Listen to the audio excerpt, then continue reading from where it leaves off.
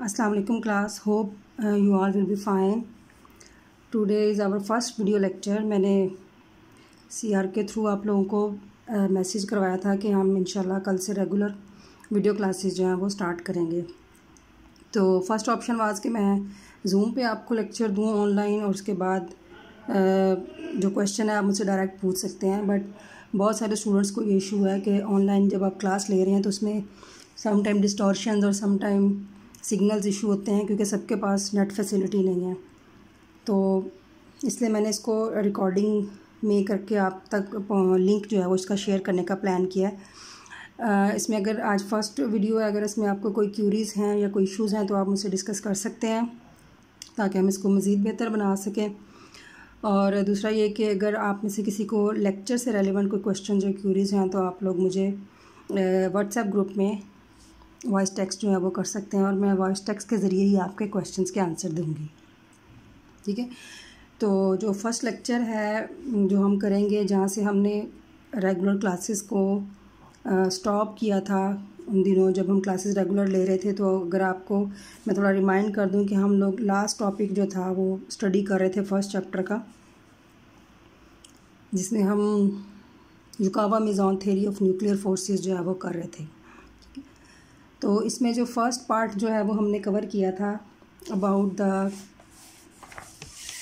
Nuclear forces, और उसकी जो प्रॉपर्टीज़ जो थी वो हमने डिस्कस की थी। मैं साथ साथ आपको टॉपिक जो है वो शो भी करवा रही हूँ ताकि आपको पता चल जाए। ये न्यूक्लियर फोर्सेस का टॉपिक हमने किया था, उसके बाद उसके बारे में थ्योरी हमने जो थी वो लेक्चर में की थी, फिर देन हमने उसको कंक्लूड किया था, उसकी प्रॉपर्टीज़ के बारे में हमने किया था। ठीक है, अब उसका जो सेकंड पार्ट था जो मैंने आपको स्टार्ट में करवाने की, जब ऑनलाइन क्लासेस का हुआ था तब भी मैंने आपको एज ए असाइनमेंट भी बोला था कि इसको आप सॉल्व करने की ट्राई करें। तो हम उसी पार्ट से जो है वो इसको स्टार्ट करेंगे। ठीक है, हम जो है वो कैलकुलेट करेंगे मास ऑफ द मिज़ोन्स। ठीक है, तो थोड़ा सा पीछे से मैं आपको रिमाइंड करवा दूं कि जो टॉपिक के स्टार्ट में हमने जो चीज़ डिस्कस की थी कि जो न्यूक्लियर फोर्सेस होती हैं ये वो फोर्सेस हैं जिनके ज़रिए न्यूट्रॉन्स और प्रोटॉन्स जो हैं वो न्यूक्लियस के अंदर बाउंड रहते हैं, या जो न्यूक्लियस की स्टेबिलिटी का बायस बनती हैं। हमने बार बार ये चीज़ डिस्कस की हुई है कि न्यूक्लियस के अंदर प्रोटॉन्स मौजूद हैं, न्यूक्लियस के अंदर न्यूट्रॉन्स मौजूद हैं। अब अगर तो न्यूक्लियस के अंदर सिर्फ प्रोटॉन्स मौजूद हैं तो इसका मतलब ये है कि वहाँ पे रिपल्सिव फोर्सेस जो हैं वो एग्जिस्ट कर रही हैं।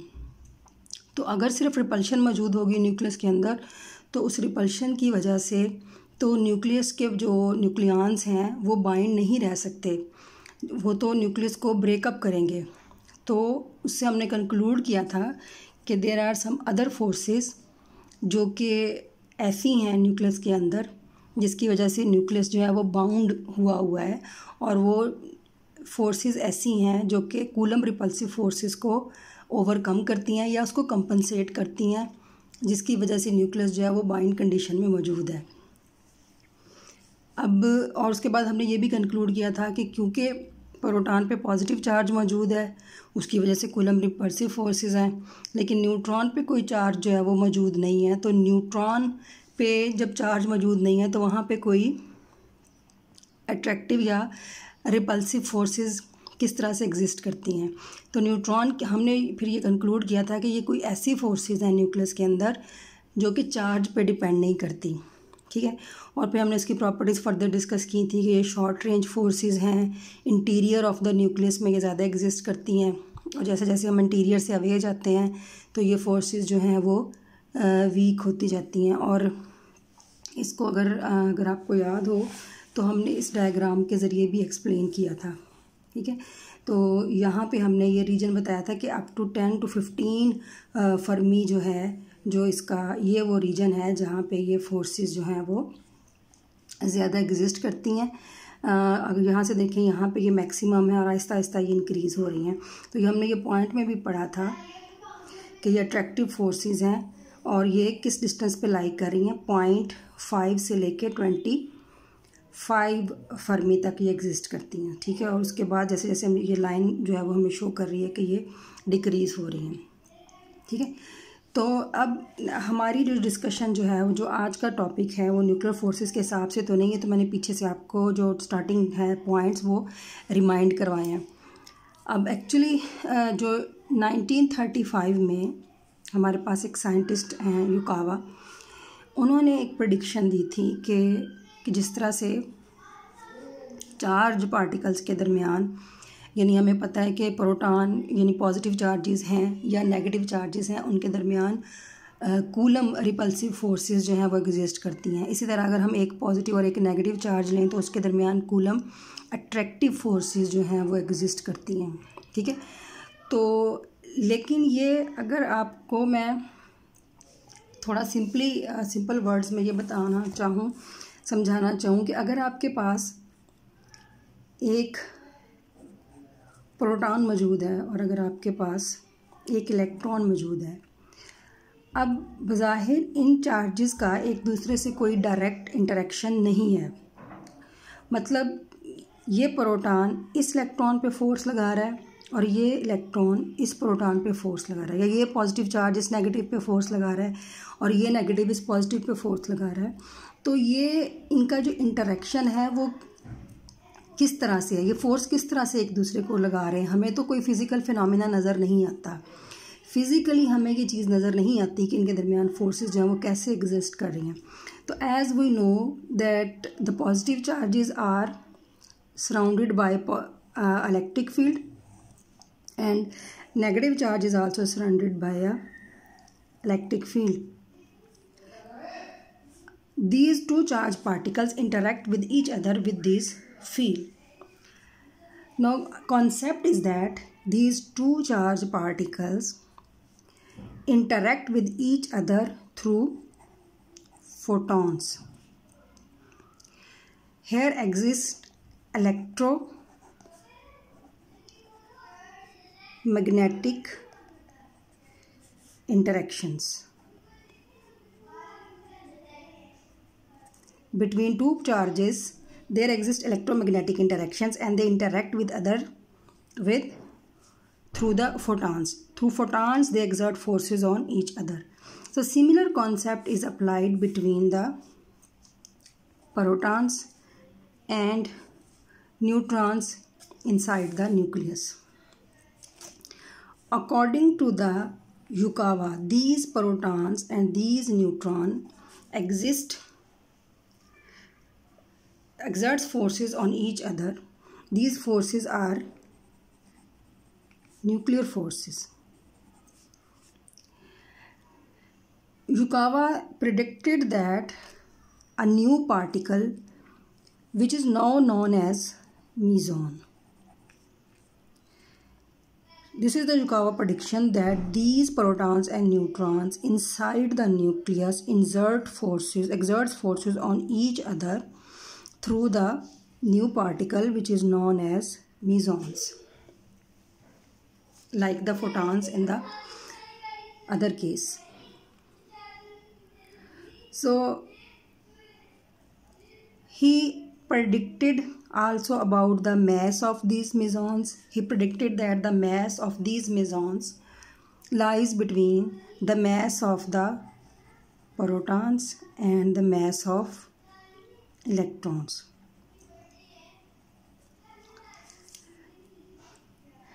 He also calculated the mass of these mesons theoretically by considering quantum mechanics.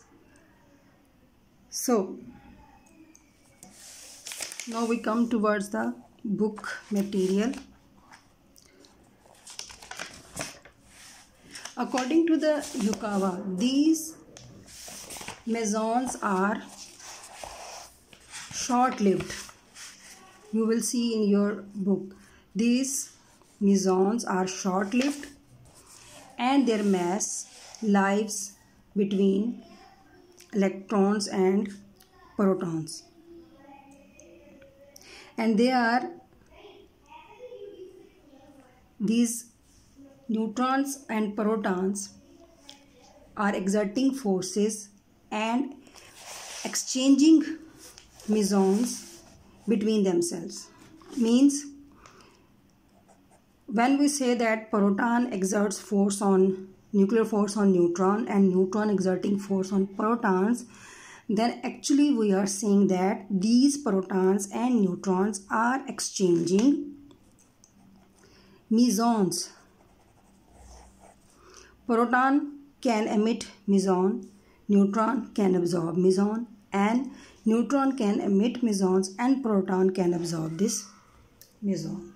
So there is exchange of meson take place between these nucleons. The exchange time is very small. The time for the exchange of mesons is very small.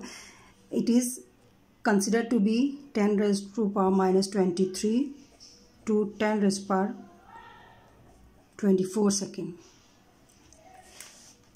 10 raised to power minus 3 to 20 minus 24 seconds. Now, how Yukawa calculated the mass of these mesons?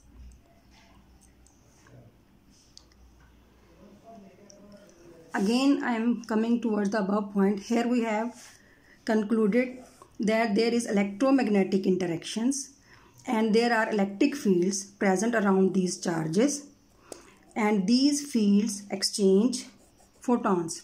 Similar concept is applied here. Here the particles, protons and neutrons exchange mesons. So there exist fields, and these fields exist forces or exchange mesons. Same lines as we are discussing above. So Yukawa presented this mean field by a term phi. This is the mean field that exists between the nucleons. He represented this field by potential phi and also concluded that this potential falls rapidly with the distance. Means he defined phi is equal to e raised to power minus alpha r divided by r. So this has inverse relation with the distance, so it will fall rapidly with the distance r. How we are saying that rapidly means it have exponential decay.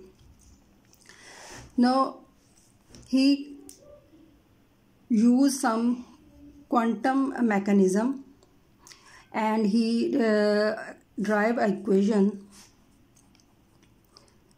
del square phi minus alpha square phi is equal to 1 over c square d square phi over dt square. He said this potential phi satisfies this following equation.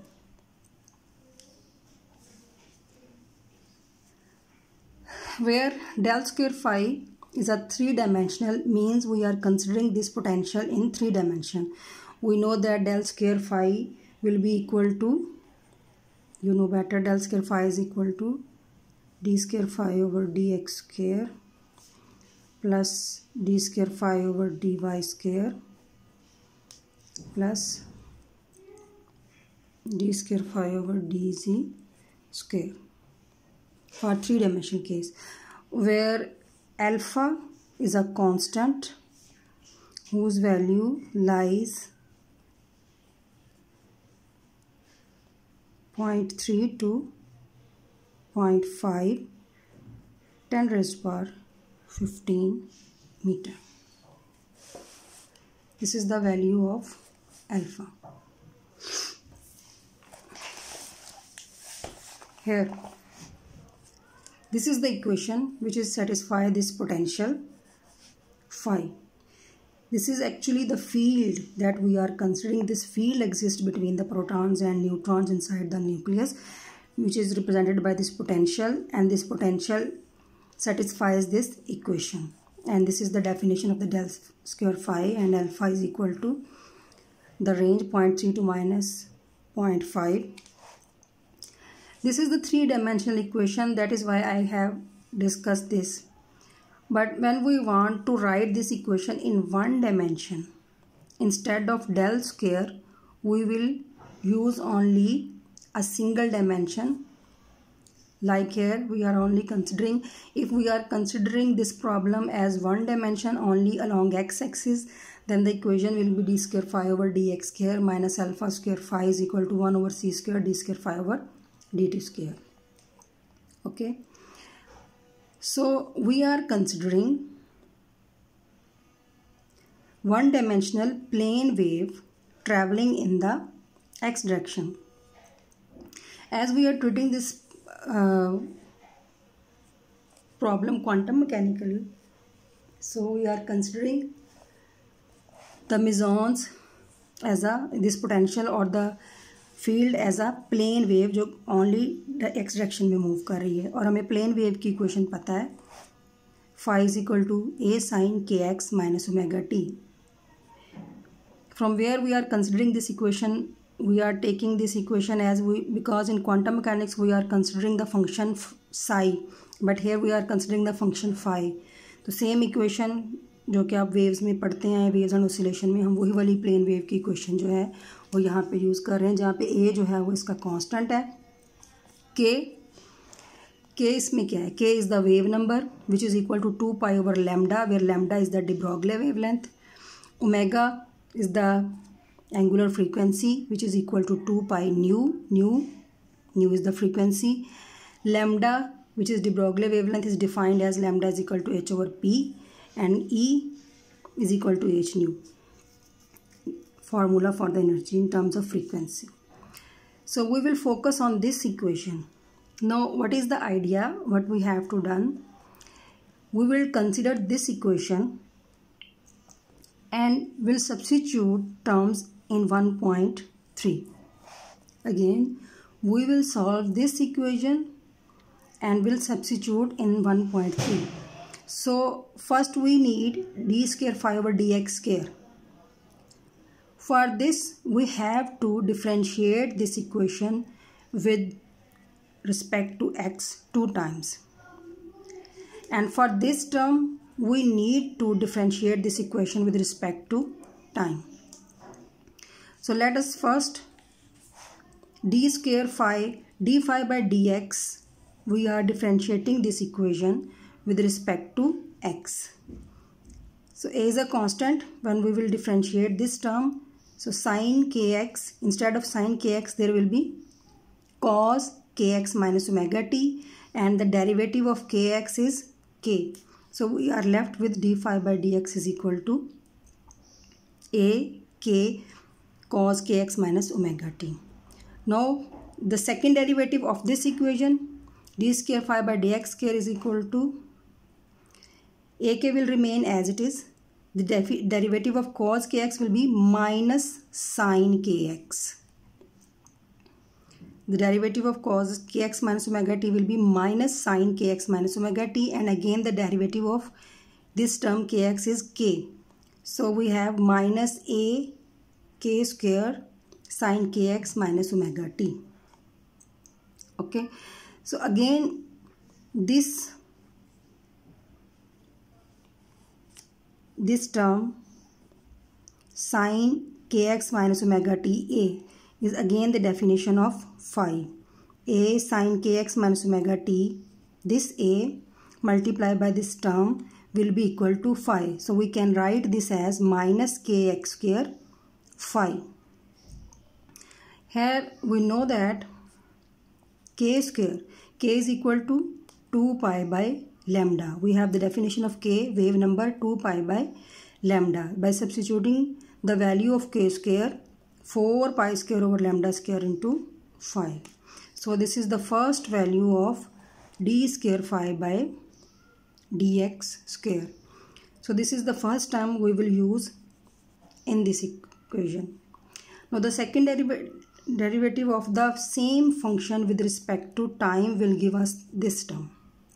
So we will differentiate this equation with respect to time. So there is no solution of this step in the book, so I will solve this.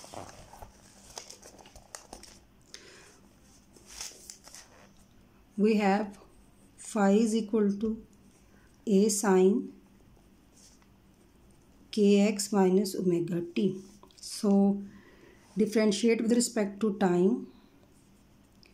D phi by dt is equal to a cos of kx minus omega t, and we are differentiating with respect to time, so the derivative of this term will be minus omega. So a minus a omega cos of kx minus omega t. Now again the second derivative, d square phi by dt square is equal to, again the derivative of cos kx minus omega t is minus, so this minus is plus, a omega sine of kx minus omega t, and the derivative of this term is minus omega, so minus a omega square sine of kx minus omega t, minus omega square a sine of kx minus omega t. This is d square phi by dt square. So again this is the definition of phi. So d square phi by dt square is equal to minus omega square phi. So इससे आपको जो first term है उसका derivative भी clear हो जाएगा. ये second term का हमारे पास डेरिवेटिव आ गया. तो ओमेगा स्क्वायर हमारे पास क्या है? We have omega square, omega as we have defined, omega is equal to 2 pi nu. So omega square is equal to 4 pi square nu square. by substituting this value in this, d square phi by dt square is equal to minus 4 pi square nu square phi. Okay, so we have two equations, one with respect to time and other with respect to x. So come towards the topic. So we have derived this equation, so with respect to t. Now we will substitute these two terms in this equation with respect to x and with respect to t. Here we have substituted d square phi by dx square, or here we have substituted d square phi by dt square. So if you see, if we divide both sides with 4 pi square phi, so this 4 square phi will be cancelled out, this 4 pi square phi will be cancelled out, and we have nu square by c square is equal to, ये minus sign हम दूसरी side पे ले जाएंगे. सो यहाँ पे रह गया हमारे पास 1/, lambda square minus minus plus alpha square by 4 pi square. Okay, again मैं रिपीट कर रही हूँ, थ्रू आउट इस इक्वेशन में से ये फाई और ये फाई कैंसिल हो गया, और जब हम 4 पाई से इसको 4 पाई स्क्वायर से डिवाइड करेंगे ये टर्म कैंसिल आउट, ये टर्म कैंसिल आउट, और यहाँ पे इसके डिवीजन में 4 पाई स्क्वायर आ जाएगा, ये टर्म बन जाएगी. ठीक है, और इधर से हमारे पास क्या बचेगा, जस्ट 1/, लैम्डा स्क्वायर. सो ये वाला नेगेटिव साइन जो है वो दोनों को टर्म्स को पॉजिटिव कर देगा, और इधर we are left with v square over c square. Next, multiply through out this equation by h cut square. So when we will multiply this h cut square, v square over c square, ये term बन गई हमारे पास, h cut square over lambda square, h cut square alpha square over 4 pi square. और we know that already we have defined here e is equal to h nu. So this term h square nu square is equal to E square. So we will substitute here E square. So E square over C square is equal to P square plus H square alpha square over 4 pi square. So ये हमारे पास एक equation आ जाएगी. E square C square is equal to P square plus H square alpha square over 4 pi square. So second equation हमारे पास ये है, इसे हम क्या बोलते हैं, this is the total energy of a particle of rest mass m naught. If a particle have rest mass m naught, so in the form of momentum it has total energy in this form. In momentum form, the total energy of a particle which have rest mass m naught is given as. So if we divided this equation throughout c square, so e square by c square p square plus m naught c4 है, तो यहाँ पे c square रह जाएगा. So हमारे पास ये दो equation रह गई, एक ये इक्वेशन है और एक ये इक्वेशन है. We will compare both equations. If we compare this equation, this term e square by c square and p square will cancel out, and only the term which will remain by comparing those two equations will m naught square c square is equal to alpha square h cut square over 4 pi square. Or if we cancel out the square on both sides, so we are left with m naught is equal to alpha h over 2 pi c. So alpha is a constant. Substituted the value of alpha, substitute the value of pi by and the value of the speed of light. ये 22/7 है, तो 7 जो है वो ऊपर चला गया. ये value of c है. We are taking this mass in kg. Next step here, if it is clear, I will show you. Here we are dividing and multiplying this step with the mass of electron. After substituting these values, we are multiplying and dividing this equation in terms of mass of electron. We are dividing with the mass of electron, we are multiplying with the mass of electron. Why we are doing this step? Because we want to define the mass of the mesons in terms of mass of electrons. So after substituting the value of alpha in this, we can take any value from 0.3 to 0.5. We will calculate the rest mass of the particle, new particles or mesons. So the intermediate particles comes out to be 120 to 200 times the mass of an electron. So the mass जो Yukawa ने new particle discover किया, उसका जो mess predict किया, उसने बोला था कि उसका जो मैस है वो प्रोटॉन और इलेक्ट्रॉन के मैस के इंटरमीडिएट लाई करता है. तो यहाँ से अगर हम अल्फ़ा की डिफरेंट वैल्यूज़ लगाते जाएं तो हमारे पास जो रेंज आएगी 120 to 200 times the mass of electron आएगा. ये so as Yukawa predicted the mass of such particle lies between that of the electron and proton, which is responsible for producing an interaction between nucleons. So student, we are concluding here only that this is the theoretical explanation and calculation of the mass of the mesons which predicted by the Yukawa. According to, as I discussed earlier, Yukawa predicted that the protons and neutrons interact with each other by exerting nuclear forces, and these forces are exerted by the exchange of mesons. So this is the theoretical mass of the mesons. We will continue our lecture in the next video. Hope you have no queries about this lecture. अगर आपको फिर भी issues हैं, questions हैं, you want to discuss something, you want to ask any question, you can share in a voice text in group. Thank you.